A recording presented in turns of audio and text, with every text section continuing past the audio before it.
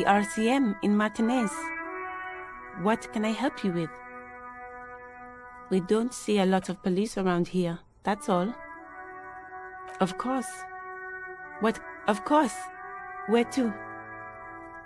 What do you mean? Yes, sir. District of Martinez. This intersection is called Roundabout North. He knows where we are. He just wants directions. There's the pier, the Cape Side apartment buildings, some more tenements. Not a lot, really. The harbor gates, some kind of commotion, I think. I don't follow the local politics. A fleet store, too. Some shops and a bridge. The canal bridge leads to the coast, but it's broken, I think. Some kind of accident, probably. Just coast.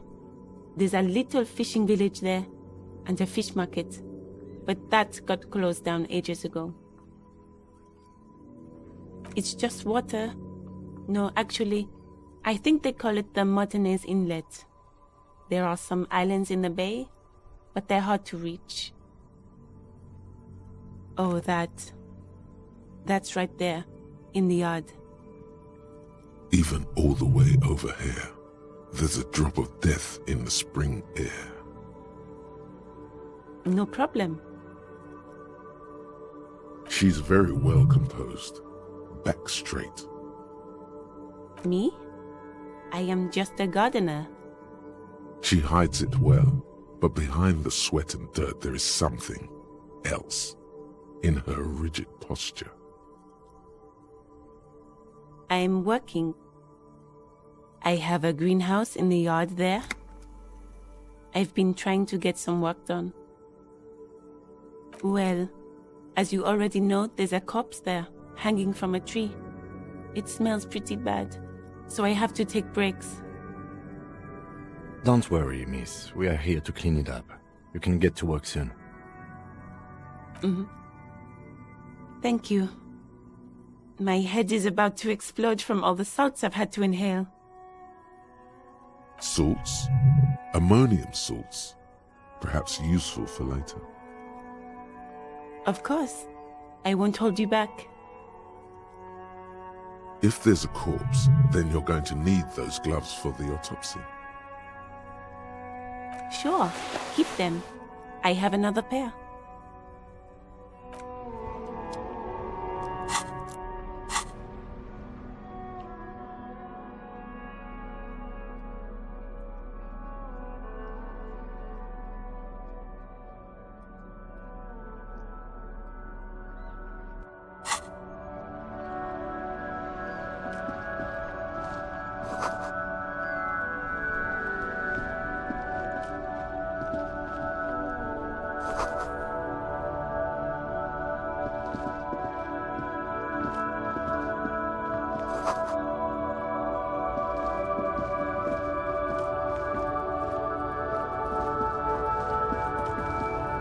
Welcome to Revachol.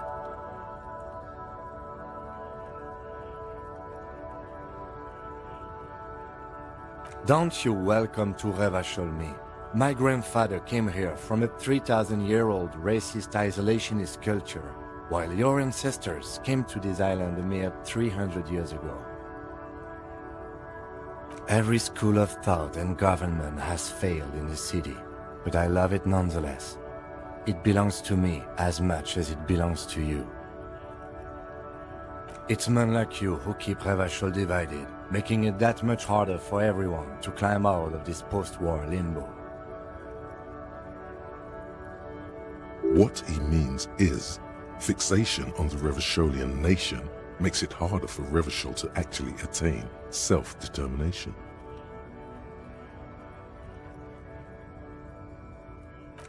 Come on, man, I just said welcome to Revachol.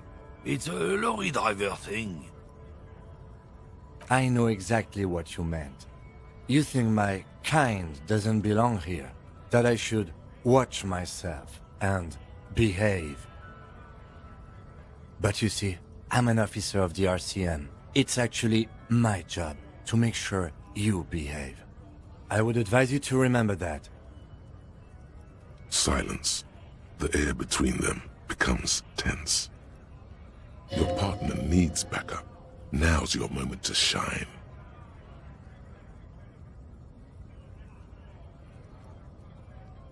I haven't learned anything I didn't know before. The lieutenant exhales and resumes his regular calmness. Whatever you say, officers. He smells of heavy motor oils, and his breath of high tar content cigarettes, probably Astra Whites. It's about biological determinism, natural law, the sorting of the races. Not the most popular topic nowadays, with a coalition in charge and all. You might want to change the topic. That is, bury your head under the sand like common sheep. I'm not the only one. Look, I've read books. The science of racial theory has all been proved, even if some people don't want to accept it. People who've studied these things say that you and me are superior by design. So, naturally, we Occidentals should be in charge. Obviously, you can see the merits in that. Open your eyes. Haven't you noticed something different lately? An unfortunate downturn, maybe? Huh? When members of the superior race cease to believe in their innate superiority, they stop competing for resources. The problem? The damn Kips are showing a real good game lately. Same with the mosquitoes. And the other introduced species too. They're on the precipice of cultural victory. Cultural victory? What is this then?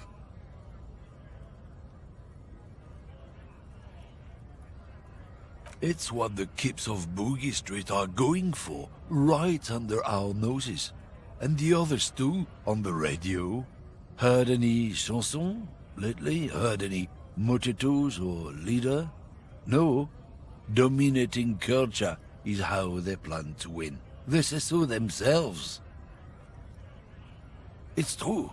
Also, you need to realize the dangers of mixing races. Who knows what might happen if people don't stay in their birthplace? You might end up with a new sub-race, with unknown characteristics, leading to extra competition. That's why you've got to control the offspring. Don't push your luck, Runt.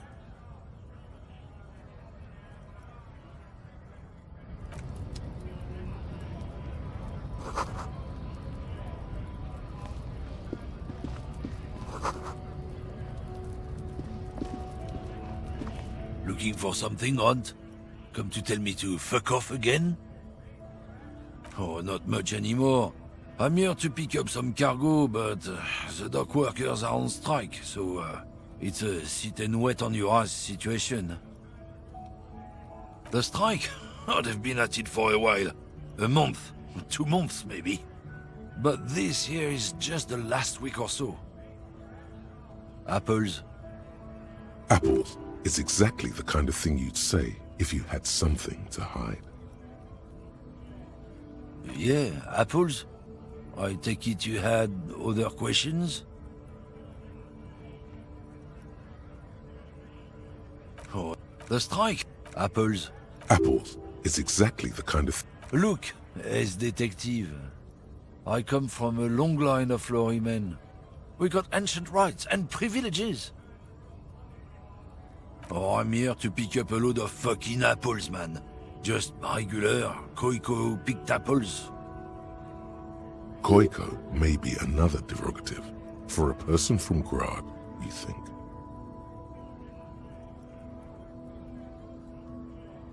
Yep, it's one of their main exports. They grow him down South Yekokata. A beautiful place. Got great scenic vistas. In fact, Yekokata is a desolate wasteland whose name literally translates to Zone of Ecological Catastrophe. It features no scenic vistas and supports virtually no plant or animal life.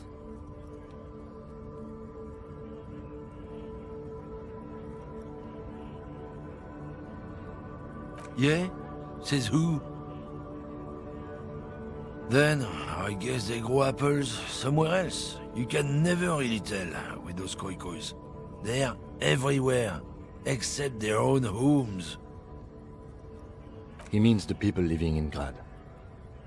Yeah, you know, Gradniks, Gradvolk, those degenerates from Grad. 'Cause that's what they're all called. Koiko Pichik, Loslav Koiko, Koikovich someone. Low self-esteem, those guys have. Mind you, they look Occidental, but they're not really like us. Huh?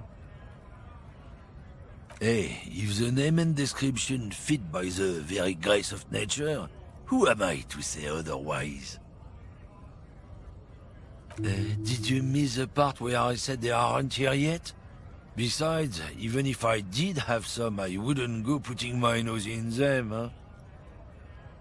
Relax. You've got all you can get here. He probably doesn't even know what he's hauling, even if it is something unsavory. So he'd remain unaccountable. Oh yeah, they're a big deal. My great-grandfather was a carter, had a royal license and everything. We've tried to hold on to our privileges. Sure fucking is. We have a guild and everything, huh? Very ancient, very prestigious. Goddamn right. They've been trying to fuck us out of our heritage in the name of profit. But when they try to replace us, they'll regret it. Huh. Trusting street thugs with their goods is going to fuck them right up the ass. Mark my words. Generations of practice and no laughing matter. Oh yeah, they're a big deal. Someone with a cart. What did you think it was? That's how deep into history our thing reaches, before machines. Not at all. We're part of a guild and everything, huh? It's very ancient, very prestigious. Hell no, it's a guild. Invitation only. Unions work for the rich fucks. They're basically the same. Been trying to fuck us out of our heritage in the name of profit, but you can't replace experience. Huh. Trusting street thugs with their goods is going...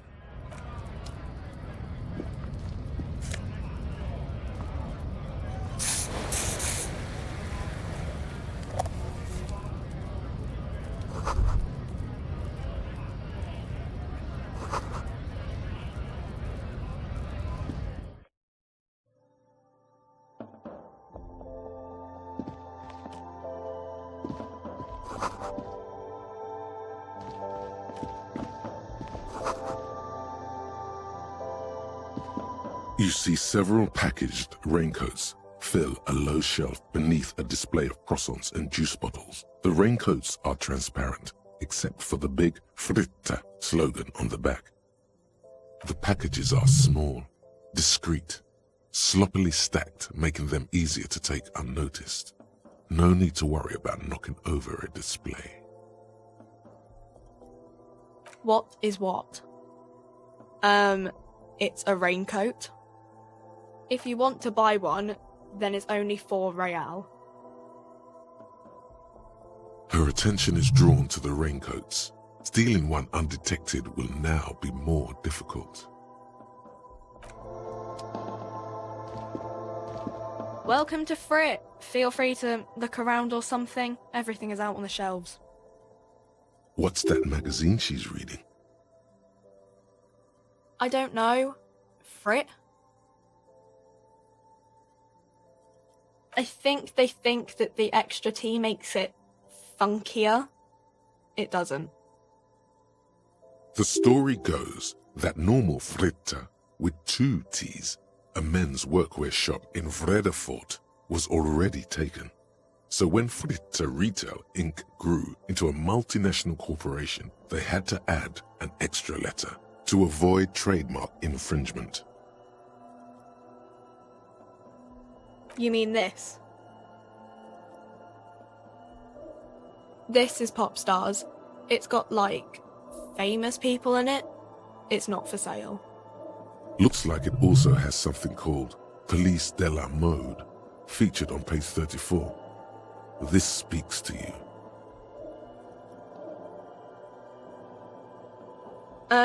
It's where they rate different outfits famous people wear. It's kind of funny. They're kind of mean. It's about who's the most stylish.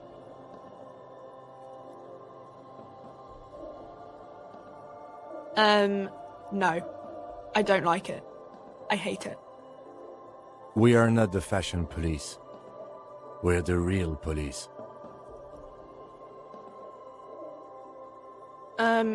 Okay. I'm not really supposed to be chatting to anyone, but... I don't really know anything. I mean, I know it's there, but I haven't seen it, so... Not really. No. I didn't know him at all. I don't know, really... long? I don't know. No need to worry. It's just standard procedure for us to ask around. If you hear anything, let us know, okay? Okay. Uh-huh. Reality? You mean, what reality? Economic reality, or...? She is like a student unexpectedly called upon by a teacher. Can she answer the classroom question? I don't really know anything. I mean, I'm 15. Yeah, that's why I'm working my arse off in Frit. So I guess, like, that's economic. I don't know. What about it? We're in Frit? As mankind, or as a nation, or... What will her essay prompt be?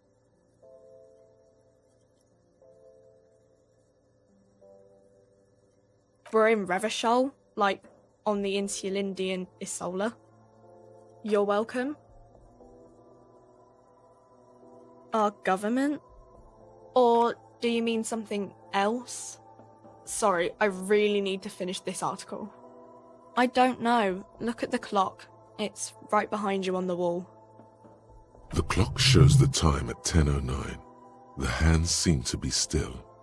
It's a... When ordinary people take over the government and, demand democracy. Yeah, it happened like 50 years ago or so. Sorry, I'm not very good at this. At history, I mean.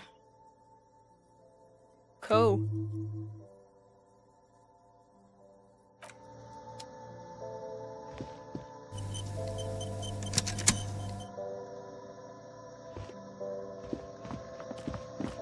The tear machine stands in the corner.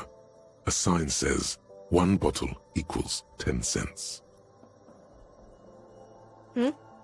Oh, that's the tear machine. It's a machine for tear. You know, you find tear outside, like bottles or whatever, and put it in the machine, then it gives you money. You need a bag, I guess. We used to have some, but we gave them all out, so... Feel free to use it if you find a bag, though. I'm sure there are some out there. Somewhere.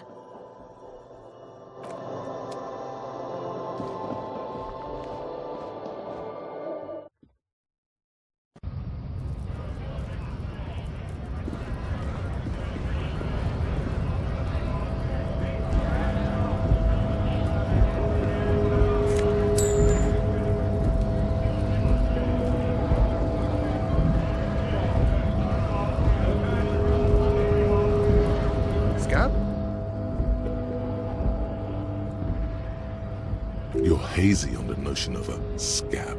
Smells like politics, though. Maybe it's got something to do with the flask he reaches for from time to time. A kind of a worm, content with mere survival. They come, they want to do our job for shittier pay, screwing over both themselves and us. Everybody loses. Beats me. Somewhere in the ground, I think. Gotta be bloody stupid or freaking evil to scam. Or I guess scared, maybe. But scared of what? Of who? Personally, I'd rather beg than scam. If the gentleman shouting on the street came begging, maybe they'd have gotten something.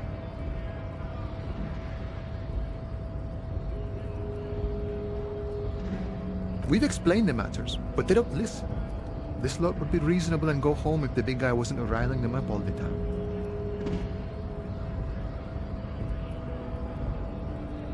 I was just messing with you. No one's ever seen a cop scab. Imagine, you cops going on a strike, but then another cop comes in and says, "Let us cop for less money."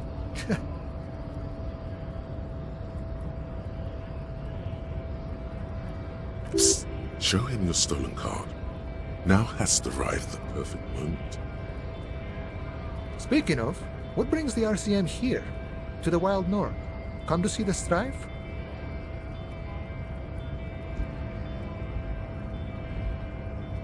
The man looks at the colorful piece of plastic, then at you, then back at the card, then at you again. But that's not you, officer. Good thing, too. I've known Johannes for a few years now. Be sinister if he turned into a completely different person overnight. How did you get his shift card, anyway? Now you're in a mess. The time hath not arrived. Sorry.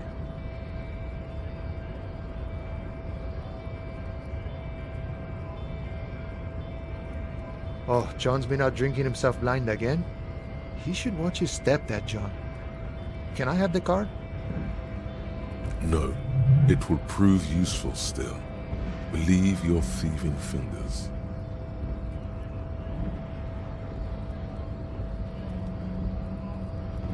Oh, is my friend in some sort of trouble? Who knew?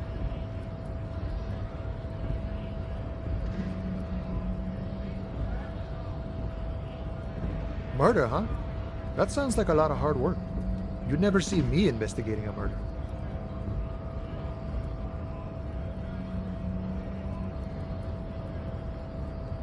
Probably not. I wouldn't even know where to start with that. Much better here at the harbor, for an honest union man like me. My friend, I respect the right to roam. The open range awaits. I don't operate in that capacity. I'm not a granter of passage. The passage grants itself. I walk right past Measurehead and go in. Yeah, the 2.5-meter tall Semini supremacist there. Walk right past him, then press the button to unlock the door, then go past him again, and you enter the arbor through the office. Está. Don't worry, I'm sure it's not completely impossible. For example, you could best measure head in a physical confrontation, or you could convert to a Semini supremacist worldview, or maybe it actually is completely impossible. Not yet, no. He's incredibly strong. Jean-Luc himself would say the philosophy has proven overly heroic for the scabs to convert to. Not enough intuition. Sure. You know, serious business. I'm sure the big boss will be glad to tell you. You'll have to ask him first. He's a chatty guy. Wants to talk about the strike too. Just can't break the command structure and tell you now.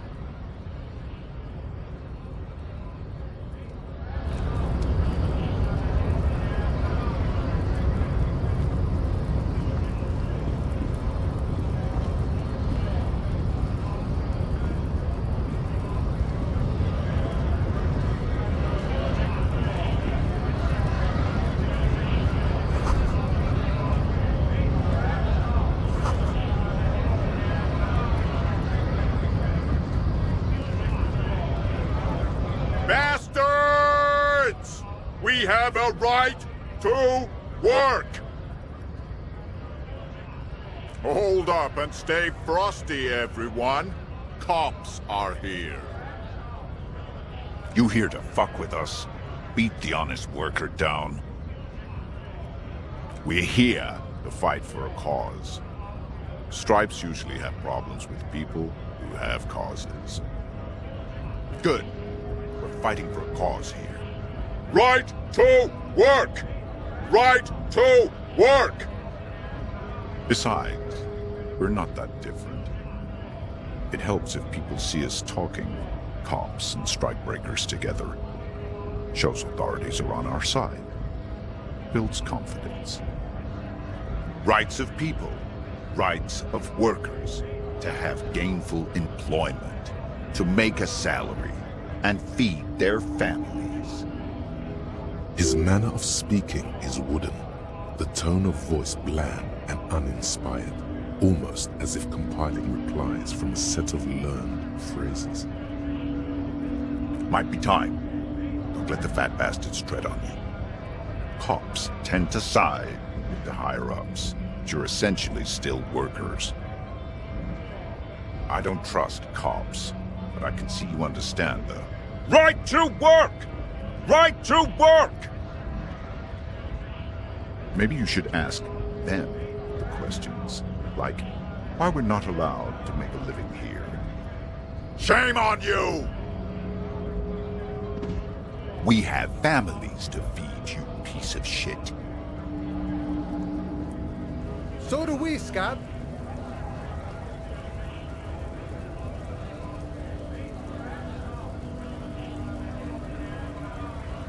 Honest men and women with rights to work, to be useful, not toys for corporate interests. We came here to help the harbor run smoothly in time of crisis.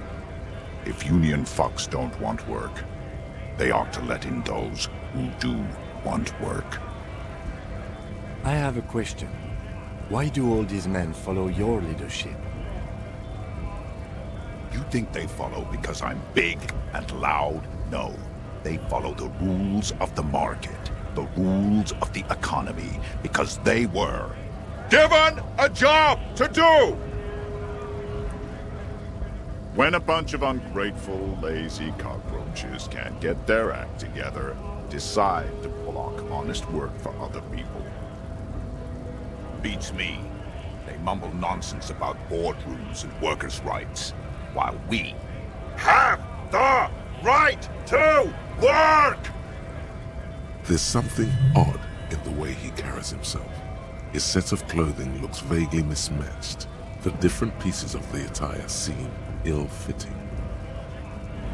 His shirt is far too small and an unpleasantly tight fit, while the overalls, held up by a belt, seem to fit a man with much more corpulence. He ignores your question, choosing instead to turn to the emaciated workers, raising both fists in the air. The clothes are obviously not his. Silence is the answer. There's something off here, but he won't say what. You've been talking to him for quite a while now. Something is off with this guy. Ask him where he's from. What's it to you?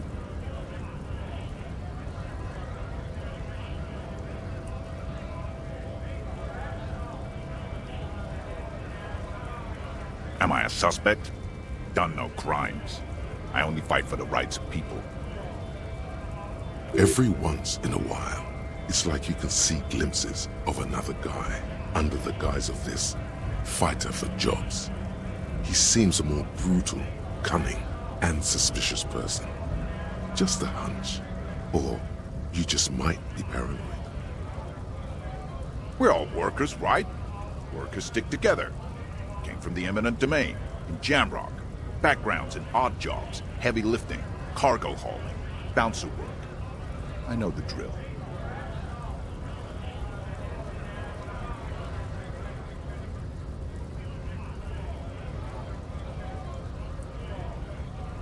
Worked at Territorial.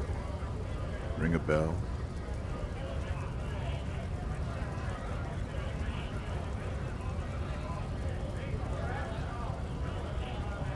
Uh-huh.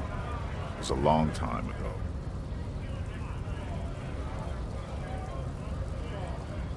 What's it to you?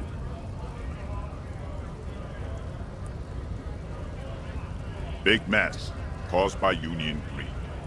But I only fight for the rights of people. Every once in a while, it's like you can see glimpses. We're all workers, right? Workers stick together. Came from the worked at Territorial. Ring a bell? We're done here. I have a strike to break.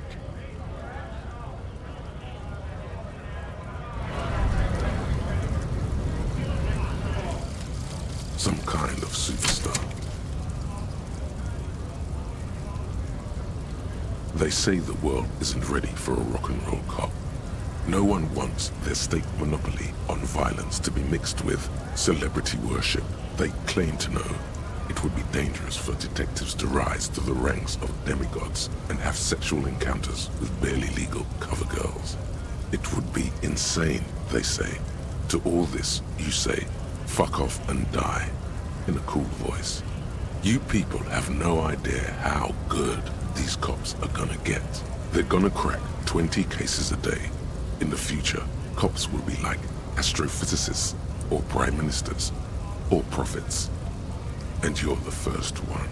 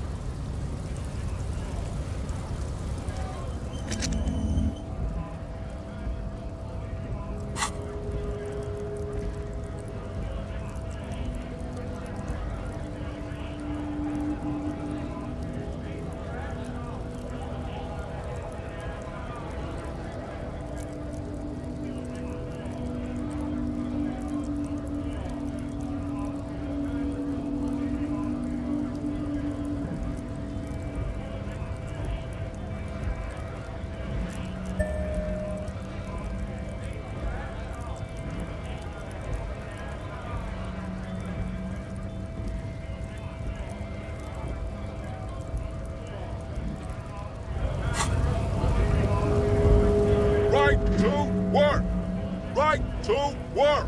Shame on you! Things are busy enough. You're going to waste less of my time? The hulking man oozes stark skepticism.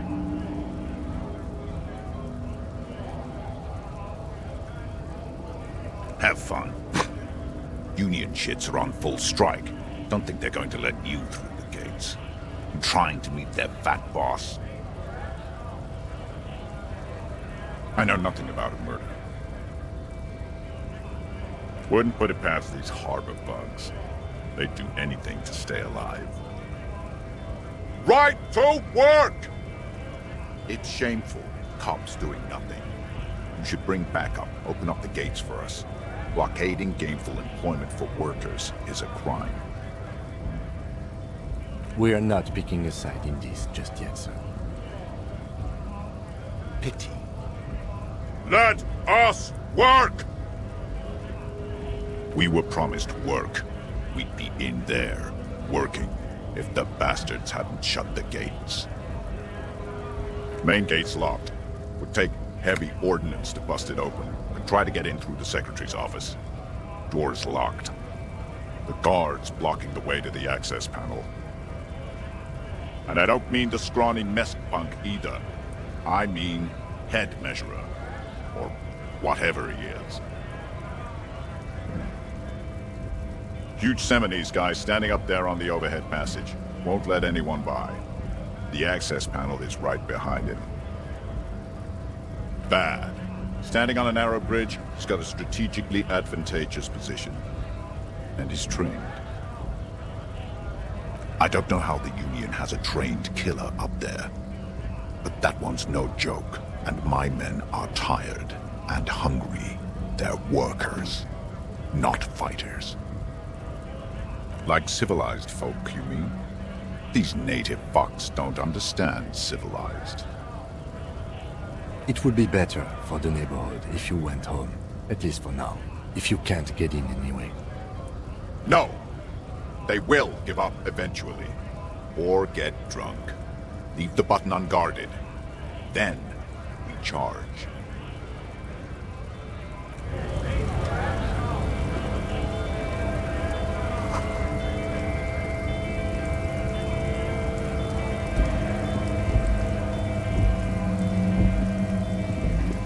A lorry stuck in the traffic jam.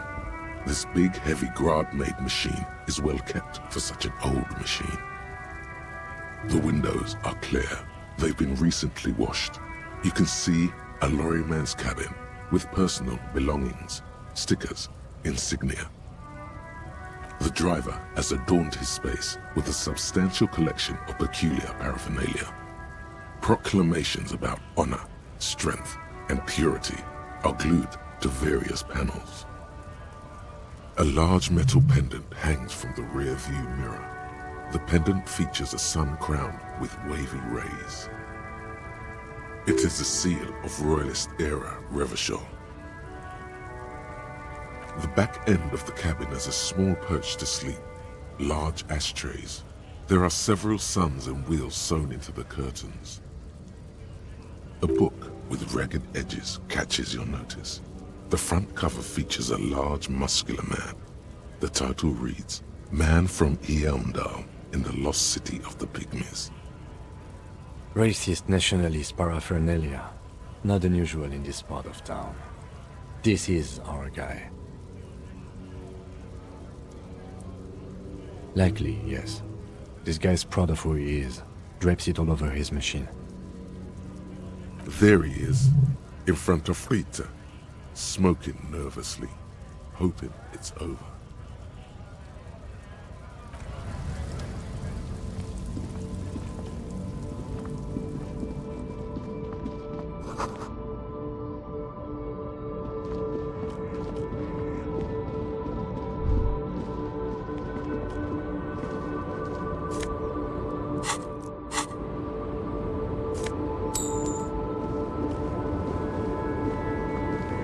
Small, wrinkled woman does not greet you.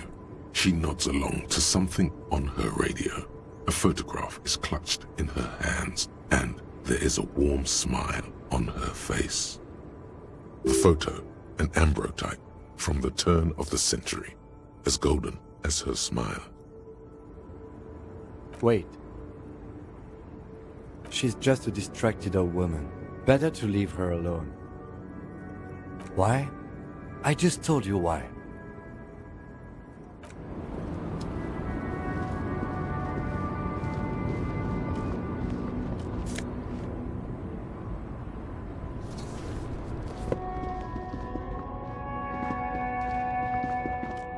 An old monument stands in the middle of the traffic island, pointing toward the sea.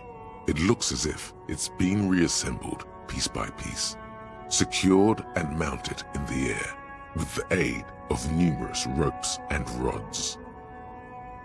A silver plaque on the statue's pedestal reads, I am Philip III, the Squanderer, the greatest of the Philippian kings of Revachol, son of Philip II, the opulent, father of Philip IV, the insane. As you look up, you notice something about the statue. There are some odd indentations on the king's chest piece. Even by the standards of the Philippian kings, old sumptuous Philip was known for his profligacy. Well, he blew through the whole national treasury, starting the decline of one of the penultimate century's greatest superpowers, the suzerain of Revachol. His own maladministration foreshadowed the fall of the monarchy. During the anti-centennial revolution, an end to his family line and the monarchy on the Insulindian Isola. Stories have it that he had his bedroom converted into a treasure chamber, where he stored unfathomable wealth. Krugerrands, bars of gold, ornate weaponry, armor, and various chalices. He called it the Sol Aurum. It was obscene. There were whispers he slept on a huge pile of gold-dipped feathers, like some obese dragon, instead of a bed like a normal person. But wait, you haven't even heard about his fabled cocaine addiction. You see, old Philippe wasn't just good at squandering the national treasury on gold and ceremonial weaponry, he was also a prodigious snorter of nose candy. Cocaine.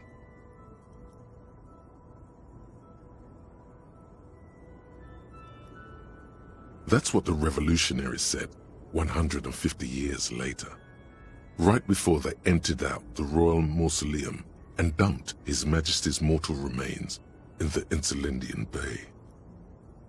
His Majesty's courtiers said it helped him connect with the higher realms. Beneath the cold waters of the Insulindian Bay, thrown there by the revolutionaries after they cleaned out the royal mausoleum. The original was blown apart by communards, then further damaged during the landing of the coalition's airships during the turn-of-the-century revolution, when Martinez was leveled. Most historians think the coalition's hasty landing may have ultimately saved the statue. If the communards had more time, they would have reduced it up to even finer pieces. Some years ago, a group of liberal, artistically inclined individuals, designers mostly, thought it would be ironic to restore the statue of the most wasteful ruler of Revachol in the poorest part of the city. The statue is supposed to capture the moment it was blown apart, like an instant frozen in time, a rare butterfly trapped in amber, floating on a sea of shit. People in Martinez tend to agree, as do many prominent art critics and thought leaders, with more nuanced social awareness than the young ironists. Those critics might have it wrong, though. There's more to it than just ironism, but you can't say what precisely. Perhaps this art mystery will be solved at a later time. Philip III, the squanderer, however, with his bronze face up in the air, doesn't seem concerned about what the hoi polloi think of him in death. Not that he ever did in life either.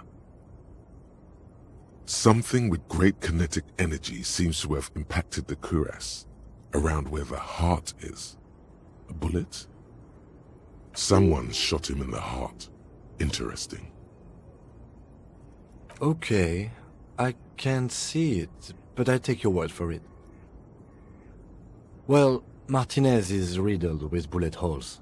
This place saw a lot of action during the revolution. But the statue is recently renovated, so maybe a joke? Target practice or a political statement?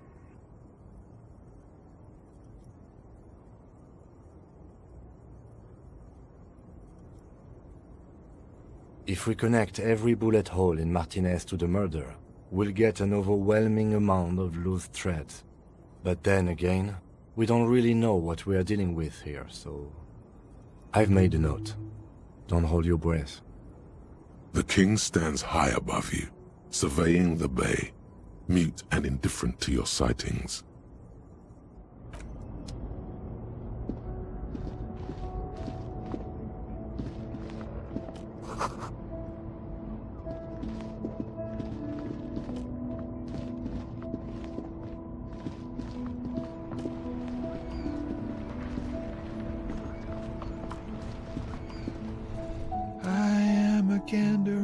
Hunter and a gatherer, feel like a traveler. A simple little cadence. He seems to be making it up as he goes. From another planet. Hey there. It's the jam, my man. The air from the east is thick with the smell of crude oils, heavy metals and other byproducts of the modern era. You can almost taste it. It's a traffic jam for the ages. Harbor gates up the street are shut tight, no explanation given. Workers on strike, scabs agitating, an all-around clusterfuck. Meanwhile, we're all stuck here in long-haul limbo for days upon days upon days. Upon days. Yeah, exactly. It's official. He too agrees. This is the antechamber of the afterlife. Feels like forever. Like I was born on this here roundabout and this was all I ever knew. Just me and the metal and the tires, the oil and the fumes of mazout. Mazout is an antiquated term for heavy fuel oils. This man has a barely suppressed performative streak, or he just likes unusual words, or both. Yeah, imagine. It's been a whole week already. So tell me, what do you need?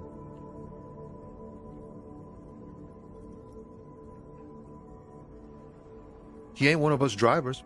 I know that. All accounted for. Otherwise, I haven't really asked about that. Been wasting time right here. Keep him busy. It's easy to see he's telling the truth. He's kept his nose out of the dark stuff. Analyzing the fundamental structural and psychological conditions of being stranded in the midst of a sea of motor lorries and their sad, despondent chauffeurs. Ask for his conclusion. Nothing. I'm just messing with you, man. Don't mind my idle verbosity. It's like, whatever's going on over at the docks. Workers got a blockade set up, making demands, no way in or out. Going on strike would probably help you dodge a bullet or two. Some pretty wild stuff, I hear. Like a giant new power crane in half the company? I forget what exactly. Good on them, I guess. I've heard talk there's a company rep in town, too. Like, a strike negotiator type. They'd know what's up. Precise demands and so on. Ah, yes, from the Wild Pines. We'll meet her soon enough, I'm sure. They want to keep that money flowing in, my man. Ka-ching! He doesn't blame them, but he's not on their side. That's for sure. Maybe you should. Cops don't get paid much and the hours are long. Plus, you can get shot. Why not? The RCM is a self-managing organization that operates on donations. We promote our own leaders. It would be like striking against your own mother. I don't think you understand how that joke goes, but do continue. You were asking about the strike? Anything else? Yeah, this ain't really my area of expertise. I just do my job and get paid. I have things to do and places to be. All of us do. Us lorry drivers. Camionneurs. You still hang around here waiting for this mess to end. Most have scurried off somewhere to get drunk or high. Or laid. Not that I blame them, really. Not my thing. Chasing transient pleasures is a drag these days. I prefer the examined life now. Thinking, reflecting, observing. He tries his best to look nonchalant, but there's a rigidity in him, as if trying to conceal something warm and deep beneath a cool exterior. Oh, high-grade narcotics, illegal firearms, stuff like that. Relax. He's merely joking. Ha! No, I'm joking, my man. Found runs a nice, clean business. This haul of cargo is mostly sporting goods. You know, tracksuits and that kind of thing. They usually get shipped to Grad and the Occident, though we've been making headway in the Il Moran market lately. This rockin' beauty. Sure is, like a rash you can't get rid of. You interested in heavy-duty cargo machinery? A motor lorry, also called a camion, on Caillou and neighboring islands. This one looks roughed up enough to be some sort of found rust bucket. Maybe the A6? Good eye, my man. Yup, she's an old one, but reliable. Me and her spent a long time together. Not unless they've illegalized sports equipment while I was on the road. We're pals and all, but I can't just freely hand out the merchandise. The bosses won't be happy. The man taps his fingers rhythmically against his arm.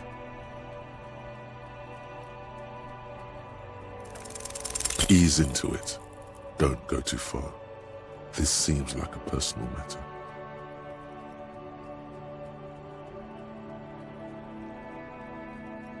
I'm okay, man. Just... the jams got me down. The fumes, the chemical rainbows, the tarpaulin stretched on the frames and the dull engines off. Maybe the full-on, direct approach wasn't correct. Damn, it's tricky business looking into someone's eyes and not doing it wrong. Huh? Oh. No, I ain't got any money. They don't want to pay for unfinished work. The bosses, man.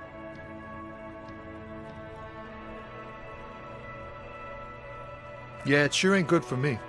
Or you. I'd spare a coin or two for a city cop down in his luck. If I had saved 4 myself. Don't be a stranger.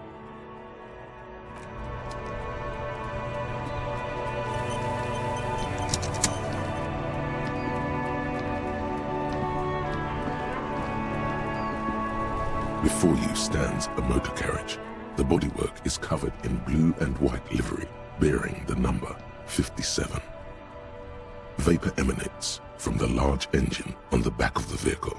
It hasn't had time to cool off yet. This must be the infernal machine that tore you from oblivion. The Kiniee motor carriage.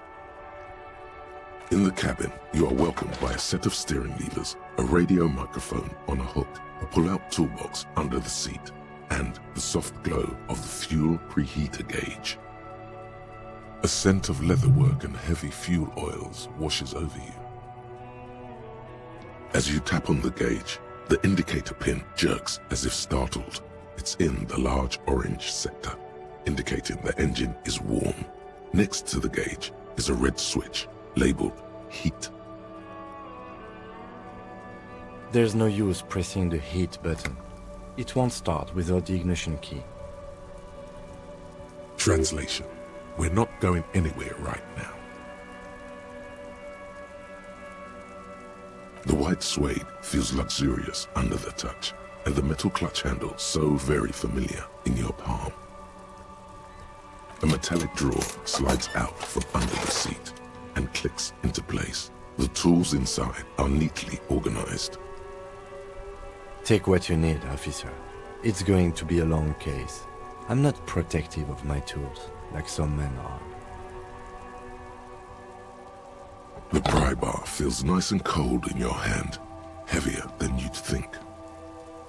Useful for opening all sorts of doors and lids. The handles are long and sleek. Snap, snap go the cutters in your hand. You can do good work with these. Cut chains, locks, and ropes, especially belts. It's robust, weatherproof, and well-made. Police issue, blue. Lets you see things in the dark you would otherwise miss. The pull-out toolbox slides back into its nest. Preheater gauge casts a warm glow on the steering levers and the radio on its hook. The frequency tableau lights up, and the green button labeled Prime Line glows like a feline eye. And then you hear something. The soft purr of electrical kittens, radio waves cast far and wide over the metropolis. A woman's voice greets you through the static. This is Precinct 57. Hello, Lieutenant. How may I assist you? Hello, Alice. Please assist our colleague from the 41st Precinct here. I'm putting him on. Operating the radio is easy. Just be confident. You've probably done it 1,000 times. This is Officer Alice Demetri, Precinct 57. How may I assist you? Under the green prime line, a yellow saved button catches your eye. You wonder what the lieutenant's default radio station is. Just a second, officer.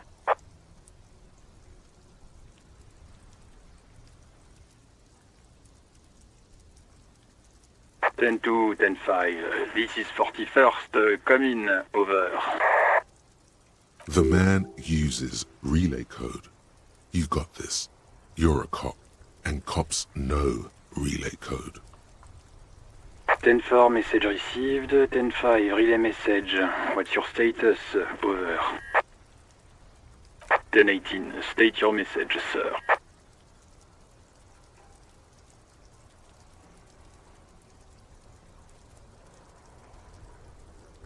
10-4, your badge should have most of your personal details.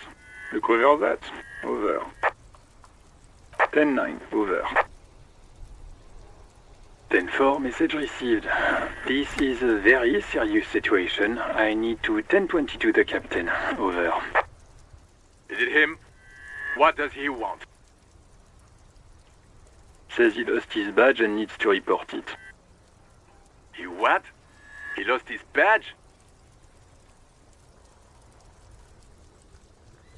This is Communication Officer Jules Pidieux, sir. Over.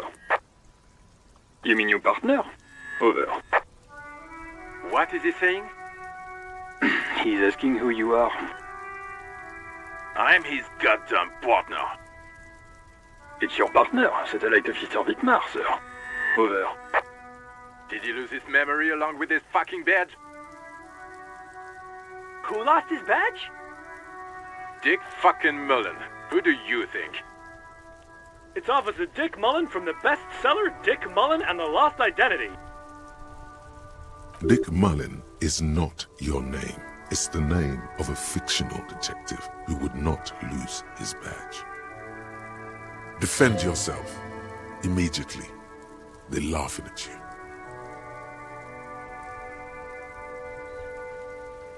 He says this has probably happened to other policemen before him and laughs sarcastically. Oh goddamn it! Is he fucking kidding? The whole station's gonna be dicked for this. Satellite Officer Vicmar is wondering if you might be joking and adds that this tarnishes the reputation of the entire station. Over. Mullen dicked us. He's asking you to stop, says this is serious. Of course it's serious. He lost his fucking badge. Satellite Officer Vicmar concurs, losing your badge is serious. Over. 10-4, I hear you, officer. I'm just going to make a note here that you are in pursuit of your misplaced badge. Over. Fuck me. Mac, come here. You've got to hear this. Dick Mullen lost his badge. What's going on? Super Cop here lost his badge. He lost his what now? His badge. He lost his goddamn fucking badge. He asks you to please stop saying he lost his badge. Why? Did he find it? Sergeant Orson was wondering if you found your badge yet. Over. You don't have a comeback. Sorry. It's hard to think like this. He's not replying. Looks like he's still looking for it. 10-9, come again. I didn't get that. Over. New heights even for Captain Sober. Ask him. Ask him if he's lost his gun too. Sergeant Orson wants to know if you lost your gun too. Over. Check your pockets. Check your... Holy fuck. You don't know where it is, do you?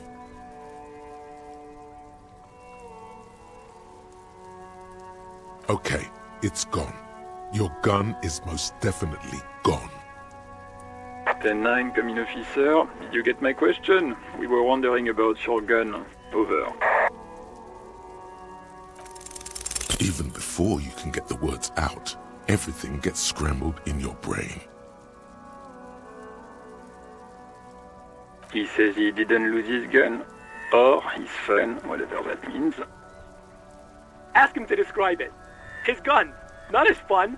Just a gun will do. Satellite Officer McLean requests a description of your weapon. Over.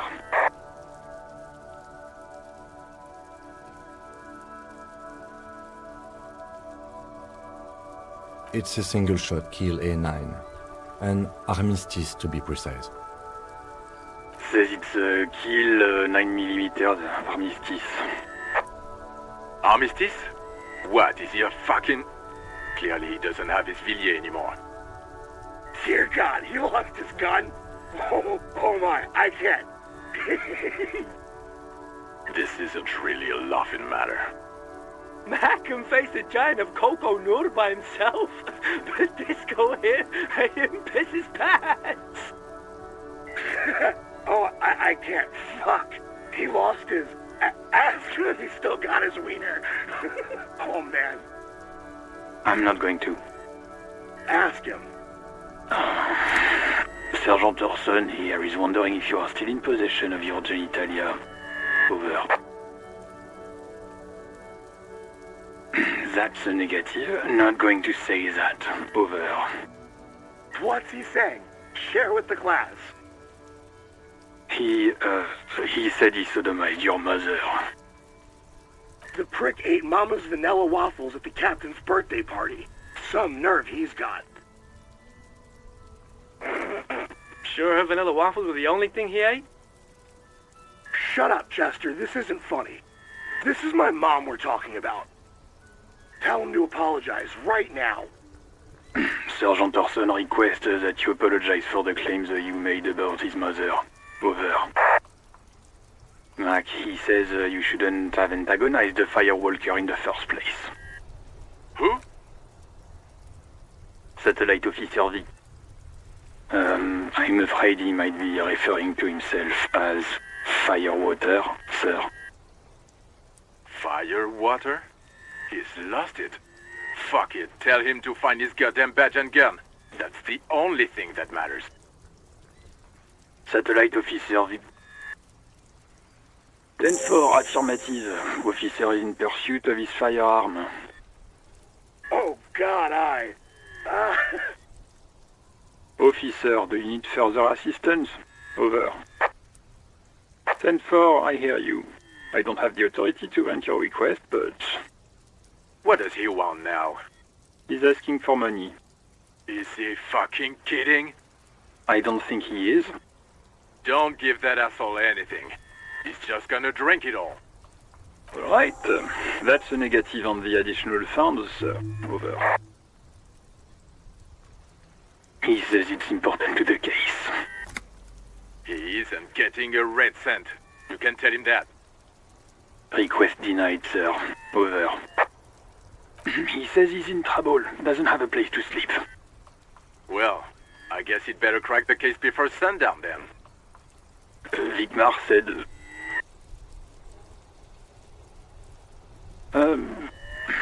He said, it's okay, you can do it, sir. Over. What is he saying?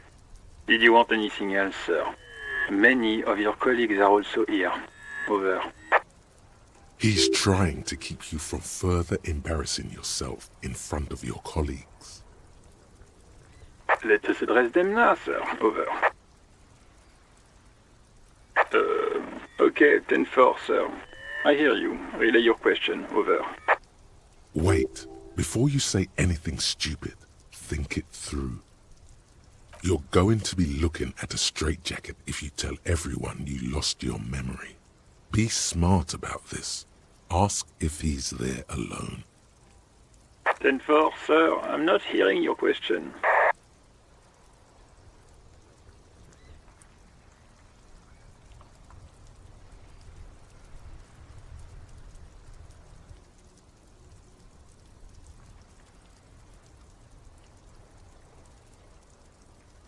That's a negative, sir. I got 10-12 visitors present here.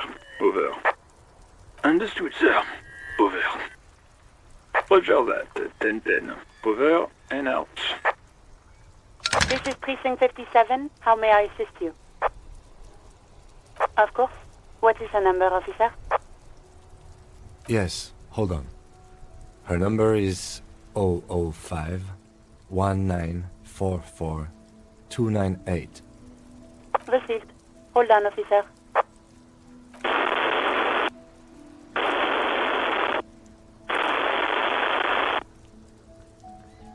Give it a minute. She might be busy at the moment. Takes a bit to get to the phone.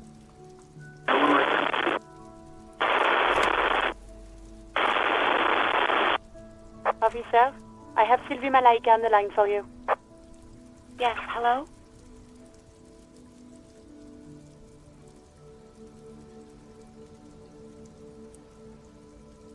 Oh, right.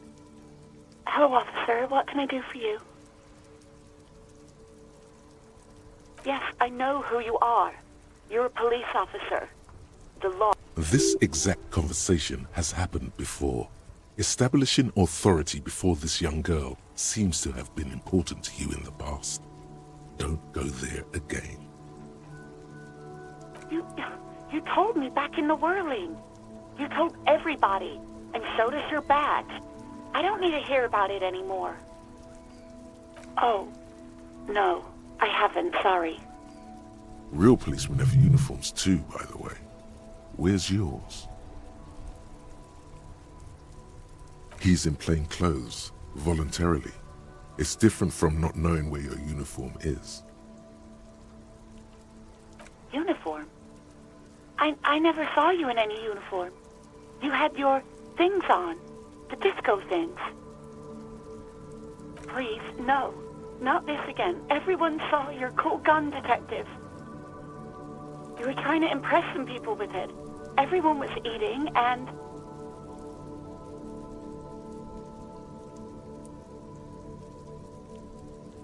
You were waving it around in everyone's face, begging them to describe it. You said it calms you, and then you started making suicide jokes. It got pretty graphic. Oh, those again. I have been trying to wean you off them.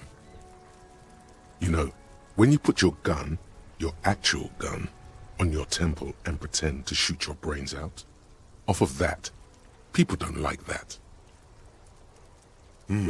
I remember this. You were screaming things like, "My brains are all over the wall, painting them red. I won't be seeing it, 'cause these are my brains. I can't see without my brains." Very nice visuals there. There is silence on the other end of the line.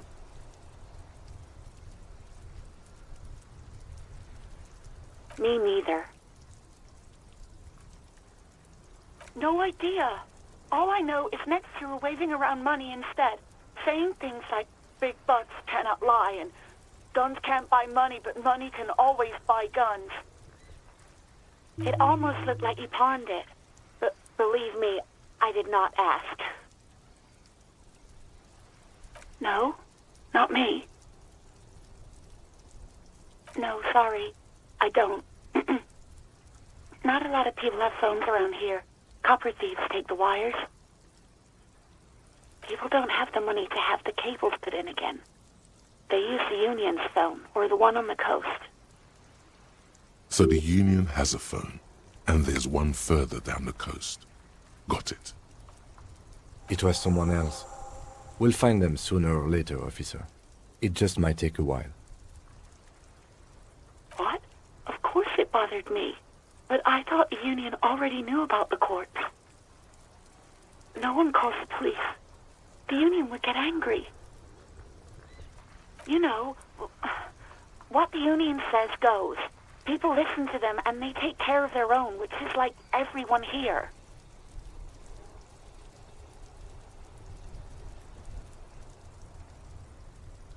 Legally, no. In reality, yes. Martinez is de facto policed by the Dock Workers Union.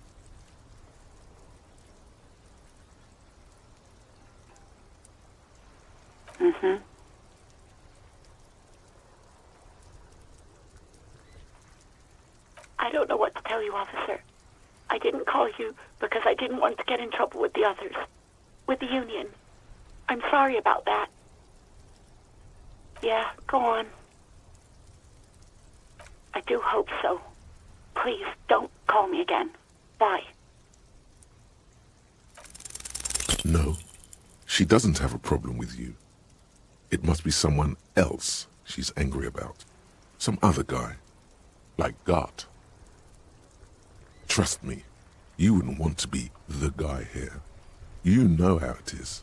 Yak, yak, nag, nag. No, you're the guy. You're Lieutenant Love, matchmaker extraordinaire. Help the poor girl out, lest she turns into a spinster.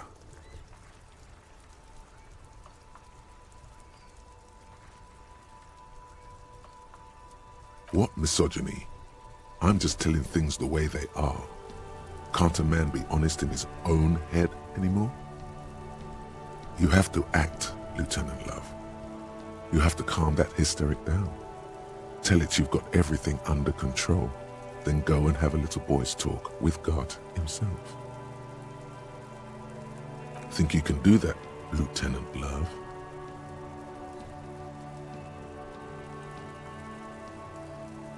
You're just a gimp. What? You want to be more empathetic? Call was terminated by the other party. Anything else, officer?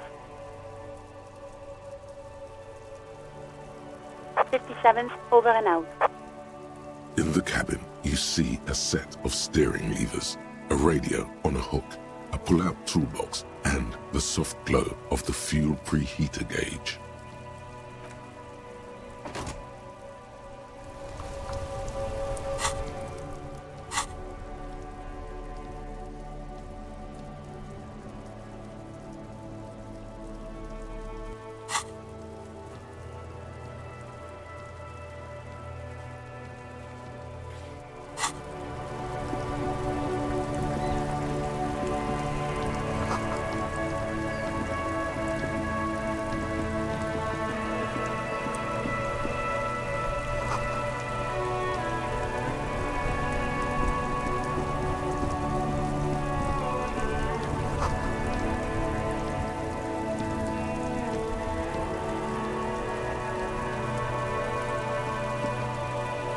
The worn and beaten wooden planks of the bench do not look overly comforting. We can sit on benches after we've solved the murder. Let's go. You can revisit the bench if you ever need to pass the time when Lieutenant Kitsuragi is gone.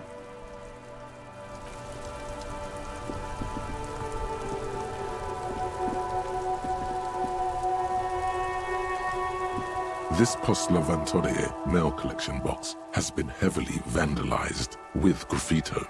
A closer inspection reveals 2 bullet holes in the front. A faint sticker on the side reads, RCM Emergencies Desk number 8102, with a slogan, Mankind, be vigilant.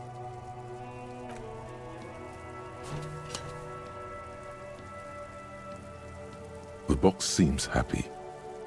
Eat shit, pig, fucked by the coon, and Saint G with a crown have been scribbled on it. Jenny is a whore, and best set mailbox also. The mail collection box seems cathartic, thankful even. So do you. You shudder, then you swallow.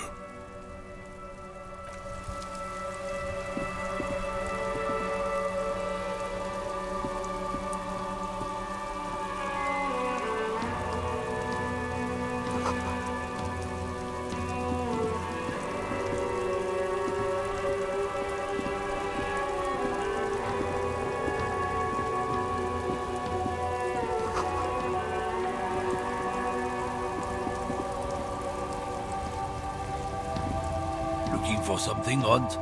Come.